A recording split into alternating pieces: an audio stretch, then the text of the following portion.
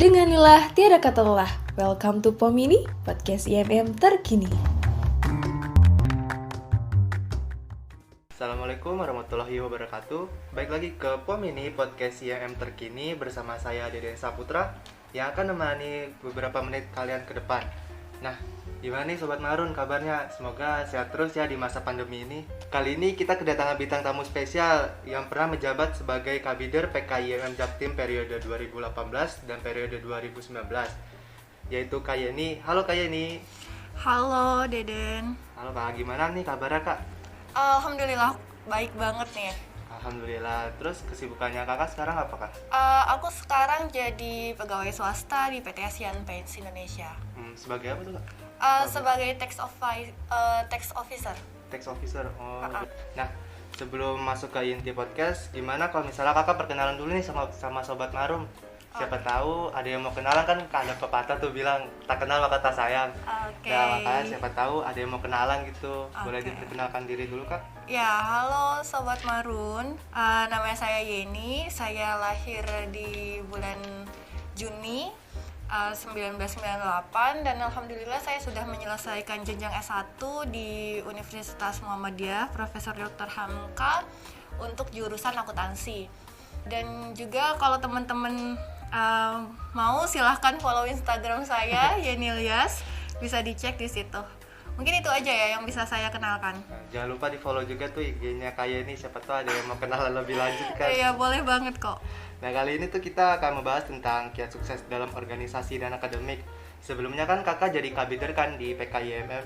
Nah, definisi mahasiswa aktif menurut Kakak tuh apa sih Kak? Oke, kalau mahasiswa aktif itu sebenarnya kalau menurut perguruan tinggi adalah mahasiswa yang terdaftar sebagai mahasiswa yang mengikuti mata kuliah, dalam artian dia nggak dalam keadaan atau kondisi cuti kayak gitu sebenarnya.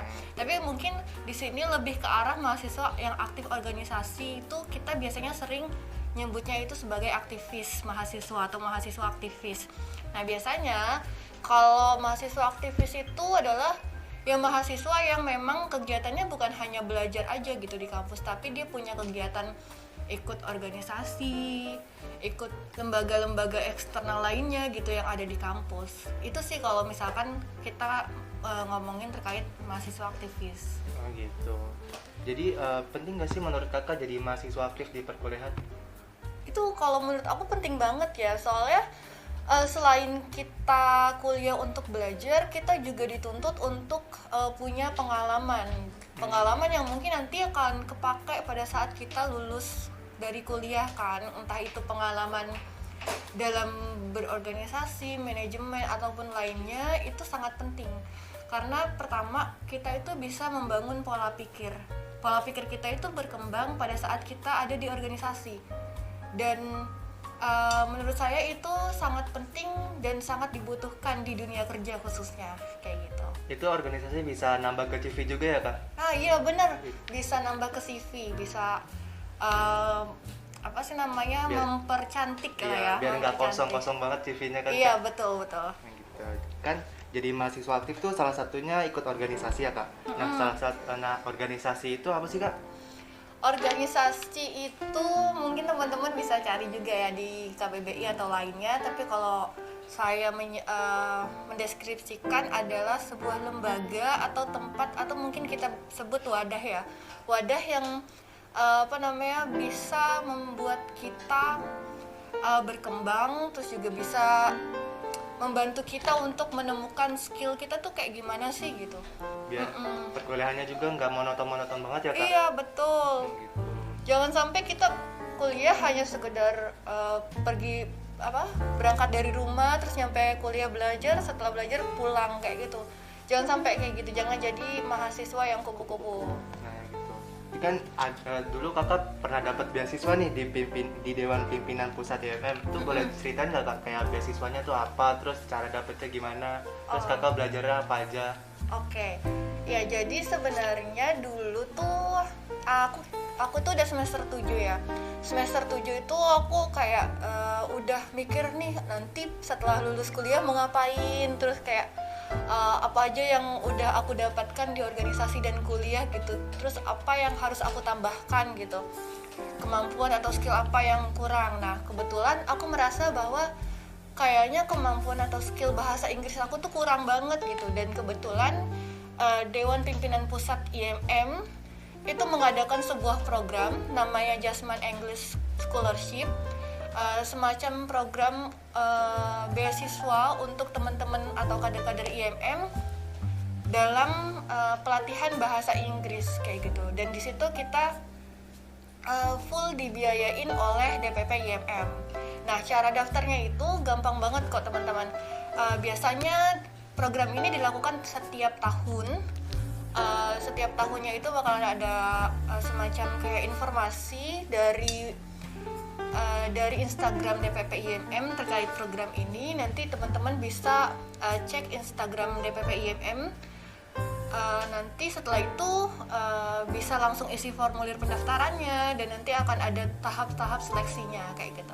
Kalau teman-teman lolos dalam setiap tahap seleksinya, biasanya kegiatannya diadakan di luar kota. Jadi teman-teman mungkin akan disuruh keluar kota gitu ya untuk ikut pelatihan tersebut gitu. Luar kotanya tuh di mana, Pak? Kalau waktu saya itu kegiatannya diadakan di Malang. Oh, di Malang. Terus itu beasiswanya tuh apa aja sih, kan full tadi bilang? Nah itu dapat apa aja?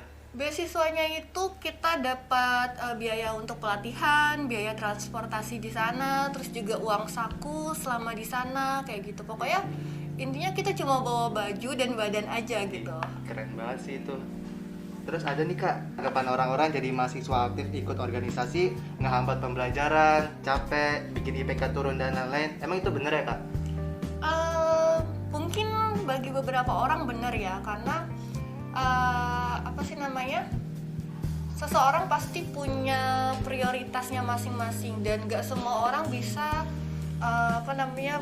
melakukan hal baik di semua kegiatannya dia. Cuman balik lagi adalah kalau misalkan kita sudah berkomitmen untuk mengikuti organisasi, dan kita sudah berkomitmen untuk bisa menjalankan perkuliahan dengan sebaik-baiknya, saya rasa itu itu mungkin aja terjadi kalau misalkan kayak mungkin aja teman-teman bisa dapat nilai atau IPK yang bagus kalau teman-teman berkomitmen gitu untuk mendapatkan IPK yang bagus. Mungkin juga teman-teman bisa aktif organisasi dengan baik kalau misalkan teman-teman berkomitmen gitu untuk mengikuti organisasi itu dengan baik. Jadi sebenarnya itu tergantung pada diri teman-teman gitu. Baik lagi ke diri sendiri ya. Iya, kalau misalkan teman-teman ikut organisasi kayak cuman coba-coba, terus pada saat teman-teman merasa capek, lelah, teman-teman hilang atau mungkin kayak ya udahlah nggak usah ikut organisasi lagi, berarti sebenarnya teman-teman itu nggak ada komitmen gitu loh untuk ikut organisasi. Ataupun kayak misalkan pada saat teman-teman ikut organisasi terus teman-teman merasa kok IPK saya turun gitu kan gara-gara organisasi. Nah berarti di situ kesalahannya bukan ada pada organisasi, tapi pada komitmen teman-teman. Apakah teman-teman memang berkomitmen terhadap apa yang teman-teman pilih atau enggak kayak gitu. Terus gimana sih cara survive di organisasi dan pembelajaran biar kayak stabil gitu Kak? Oke. Pertama sih ya balik lagi, teman-teman tetap memegang komitmen yang teman-teman pegang di awal. Kalau teman-teman memang mau mengikuti organisasi, teman-teman harus punya komitmen. Pokoknya saya bisa menyelesaikan kuliah dengan baik dan juga mengikuti organisasi ini dengan baik. Nah, kalau misalkan teman-teman udah megang itu dari awal sampai akhir, teman-teman bisa menjalani itu dengan baik. Nah, selanjutnya selain komitmen, yang diperlukan adalah teman-teman paham yang mana yang menjadi prioritas. Jadi kita tuh sebagai mahasiswa nggak monoton atau nggak kaku gitu. Kalau misalkan teman-teman memang ada kebutuhan di perkuliahan, misalkan seperti ada ujian, ya nggak apa-apa teman-teman meninggalkan organisasi sebentar gitu. Setelah ujian selesai baru teman-teman bantu untuk kegiatan-kegiatan di organisasi lainnya kayak gitu. Jadi kayak kita harus bisa manajemen waktu, manajemen diri, terus juga kita tahu yang mana yang harus kita jadikan prioritas. Tuh. Jadi kan sekarang semenjak pandemi tuh aktivitas kita terbatas ya Kak, termasuk dalam perkuliahan, organisasi, dan yang lainnya. Nah, gimana sih cara kita beradaptasi di lingkungan perkuliahan yang sekarang serba daring ini?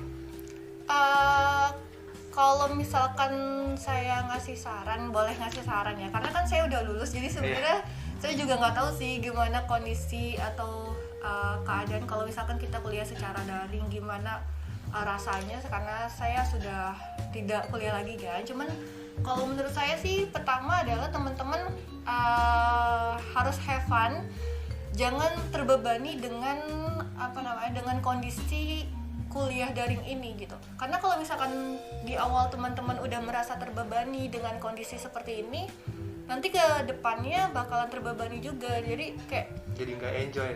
Nggak enjoy pada saat kalian ngikutin perkuliahan, nggak enjoy. Terus juga pada saat kalian ngikutin organisasi yang secara daring itu juga nggak enjoy, dan akhirnya hasilnya pun nggak bakalan memuaskan gitu. Jadi pertama adalah teman-teman harus enjoy dulu gitu untuk melakukan setiap kegiatan. Gitu. Terus kan nih, ada tips gak sih buat Sobat Marun biar kuliah, prestasi, dan organisasi tetap jalan di masa pandemi ini? Tipsnya adalah coba teman-teman explore apa sih sebenarnya minat teman-teman, terus juga bakat teman-teman. Terus kalau misalkan teman-teman udah paham nih, ternyata saya minat nih di organisasi ini, ya udah lakukan aja gitu. Jangan ada keraguan sama sekali di diri teman-teman. Jangan sampai teman-teman berpikir nanti takut kalau ikut organisasi IPK-nya turun. Jangan dulu berpikir seperti itu. Karena kalau misalkan teman-teman udah berpikir seperti itu, teman-teman nggak akan bisa maju atau memutuskan untuk mengikuti kegiatan gitu, kegiatan selain kegiatan perkuliahan. Jadi teman-teman harus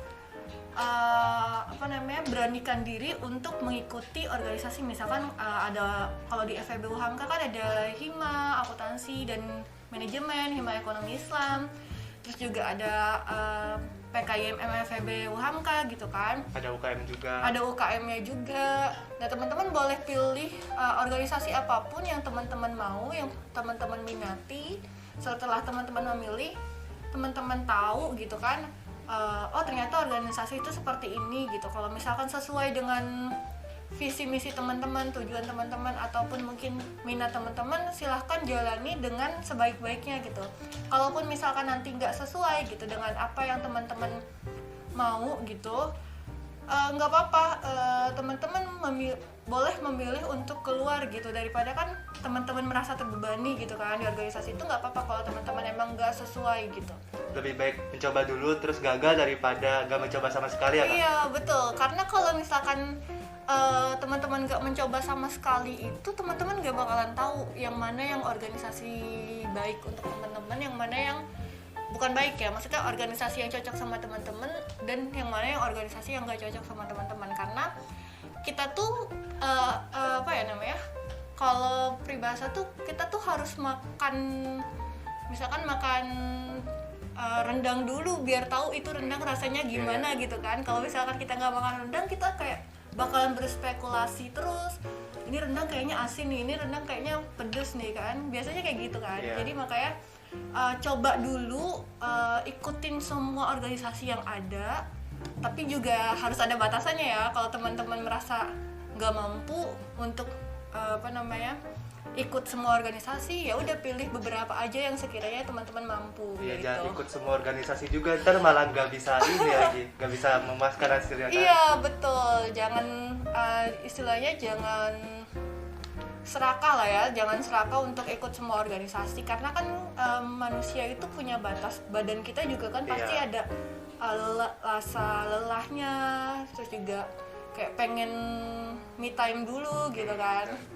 Nanti malah kalau misalnya ikut semua organisasi, ntar kuliahnya malah lebih parah lagi nilainya. Iya, biasanya kan kalau misalkan kita terlalu ikut banyak organisasi, akhirnya nggak ada waktu untuk belajar gitu kan. Lebih baik milih satu organisasi, terus IPK juga bagus juga ya Kak, biar dua-duanya tuh balance juga. Iya, betul. Gitu. Berarti kan ikut organisasi tuh sangat penting banget ya Kak buat diri kita sendiri, biar skill kita tuh ada juga, biar ngasah kemampuan diri kita sendiri juga, menambah relasi, menambah pengalaman juga. Jangan sampai kalian nyesel gak ikut organisasi apa-apa di perkuliahan kali ini. Oh ya kak, dengar-dengar kakak kan dulu pernah masuk ke kelas unggulan ya.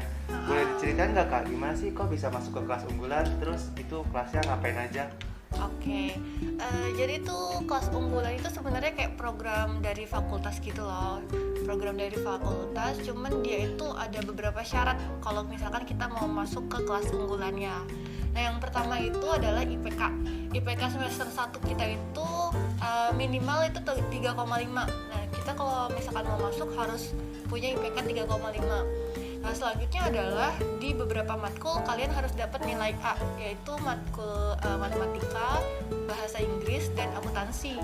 Nah, itu kalian harus dapat nilai A dulu, baru bisa diundang untuk masuk kelas unggulan, kayak gitu.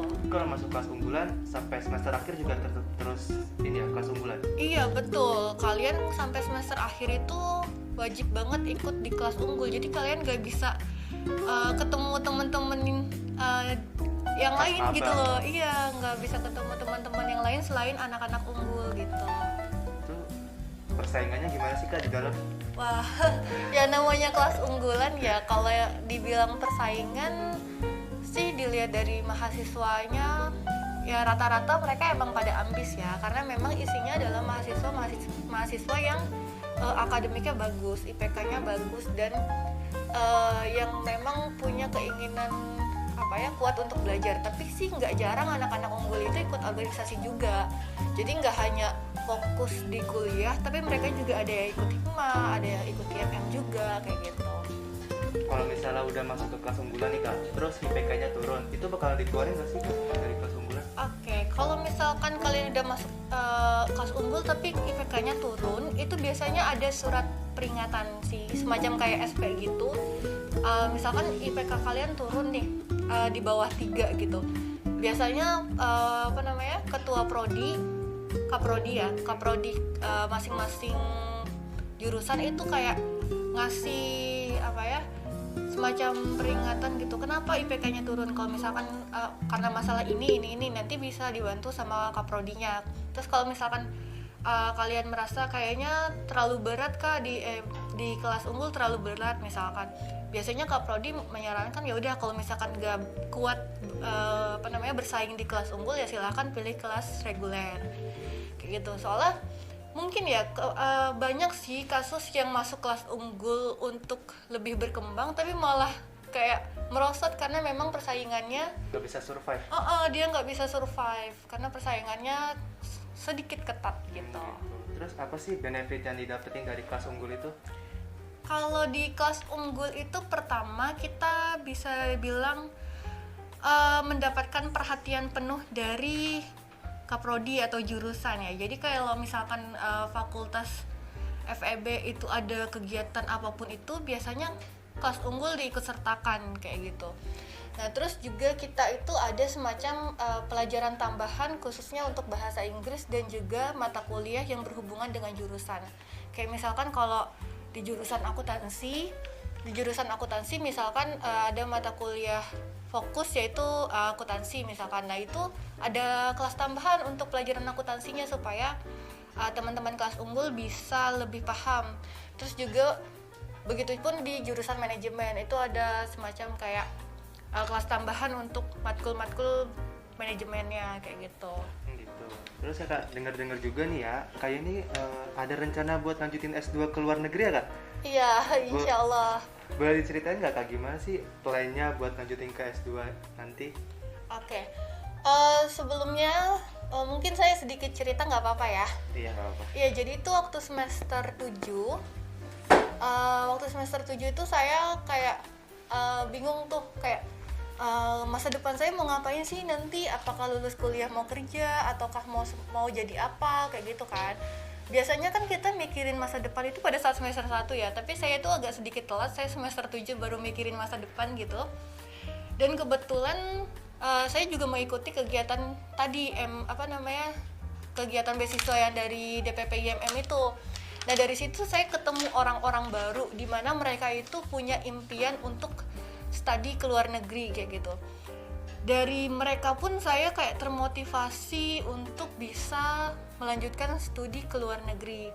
Dan akhirnya kayak pas lulus pun saya kayak berpikir pokoknya saya harus bisa nih studi ke luar negeri saya, karena kayak impian saya gitu loh, impian mungkin banyak orang juga yang mengimpikan untuk bisa studi ke luar negeri.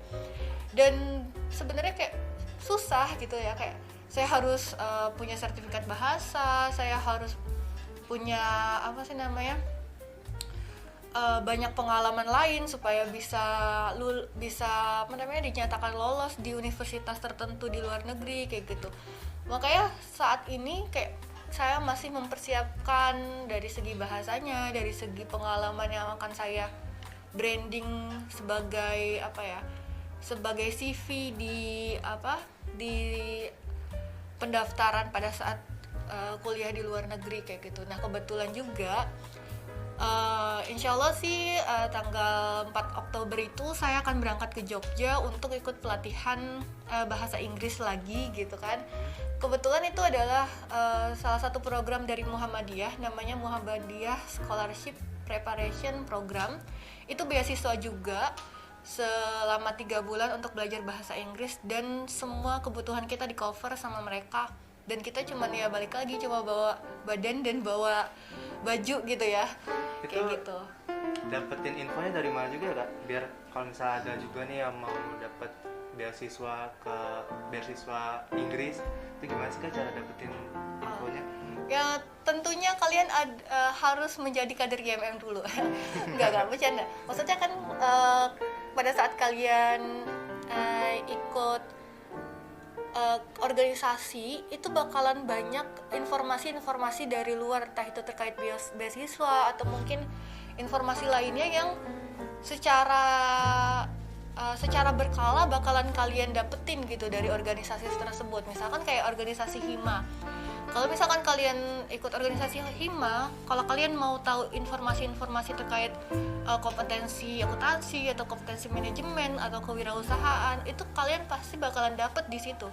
Karena tuh organisasi yang ngebantu kita membuka wawasan dan membuka peluang atau relasi kayak gitu. Dan saya pun mendapatkan informasi untuk beasiswa ini pun dari IMM gitu, dari organisasi IMM. Jadi kayak ikut organisasi itu benar-benar ngebantu banget. Mungkin aja kalau misalkan saya nggak ikut organisasi IMM, saya nggak bakalan mengikuti kegiatan-kegiatan itu gitu kan. Makanya teman-teman Sobat Marun, kalau bisa teman-teman harus juga mengikuti organisasi gitu. Jangan hanya fokus pada kegiatan kuliah. Jangan pernah nyesel juga ikut organisasi, karena banyak banget info-info buat ngembangin diri kita sendiri ya Kak. Iya. Biar jadi lebih baik lagi, biar masa depannya kita tuh cerah juga Kak. Iya, betul-betul. Mungkin sebelum Pomini ini berakhir, ada pesan-pesan dari Kak Yeni buat Sobat Marun. Mungkin langsung aja Kak pesan-pesannya. Iya, untuk Sobat Marun dimanapun kalian berada, dari apa yang tadi kita bicarakan, kita tahu ya bahwa organisasi itu penting. Terus juga teman-teman dituntut gitu untuk bisa punya pengalaman dan juga skill sekali sebelum teman-teman itu lulus dari kampus atau tempat teman-teman kuliah gitu ya. Jadi teman-teman harus berpikir ulang lagi kalau misalkan ada teman-teman nih yang kayaknya nggak usah ikut organisasi nih, kayaknya mendingan fokus kuliah aja. Nah teman-teman yang kayak gitu harus berpikir ulang lagi nih, bahwa sebenarnya tuh organisasi penting banget. Makanya saya bisa bilang teman-teman coba ikut organisasi yang teman-teman minati. Dan juga jangan lupa 2021 teman-teman harus gabung IMM ya. Betul-betul. Nah baik Sobat Marun, gak terasa kita udah di ujung acara Pomini kali ini. Sebelumnya saya mau ucapin makasih ke Kak Yeni karena udah berkenan hadir dan menyempatkan waktunya untuk mengisi Pomini kali ini. Ya sama-sama teman-teman. Makasih juga buat Sobat Marun yang udah setia dengerin dari awal sampai akhir. Semoga ilmu yang diberikan sama Kak Yeni bisa bermanfaat bagi kita semua. Oh ya, jangan lupa follow IG kita di @pkimmfebuhamka. Dan jangan lupa follow akun Spotify kita biar kita makin semangat nih bikin konten-konten yang bermanfaat buat kalian semua. Kurang lebihnya mohon maaf. Billahi fisabilil haq, wastagfirul khairat. Wassalamualaikum warahmatullahi wabarakatuh.